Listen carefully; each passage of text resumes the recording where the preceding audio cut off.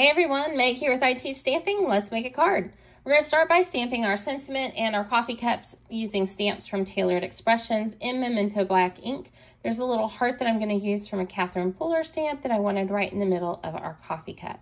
All right, now we're on to the good part. My friends, these are OLO markers, and this is the first time you've ever seen me use OLO markers on here. So I started using these markers right about a month ago, and y'all, I have fallen completely in love with these dang alcohol markers. They are incredible.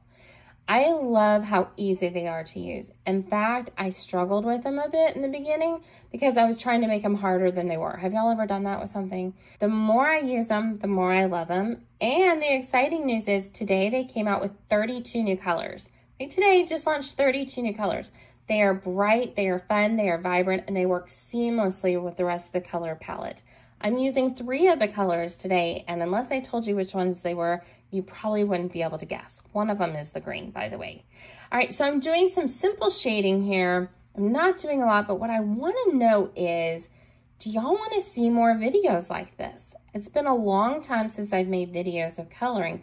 I don't even know if y'all want to see them. So if you do, leave me a comment. That's how I'm going to know. And if y'all do, I'll make more. I promise. We can make videos talking about how unique the markers are, how the ink flows, all the stuff. Shading, simple coloring, more advanced coloring. All right, so now that we're done with our greens, I love how that looks. We're going to go in with these pinks, and these pinks are new. They are like a bubble gum. Well, one of them is called bubblegum. Just a great, cute pink that I love. And then we're going to use our warm grays to go in and do the cuff around the coffee cup. Now, what you can't tell in the video, you can see I'm going faster, right? But I only sped it up ×2. So it does not take incredibly long to have amazing results with this. From start to finish, to do this whole coffee cup took me less than 6 minutes. And that was for all of it. And then the other one, like once you kind of do one and then you're just matching the other one took me about 4 minutes to do. I'm going to edit that part out because it's the same thing over and over. And like I said, don't even know if y'all want to see more coloring videos. But look how beautifully that blends out. I mean, come on. That's just amazing. I'll share one of the things right now that makes this marker unique. You probably see me flipping it from end to end. When you buy these markers, you actually buy half markers. And then there's like little connector pieces you can have.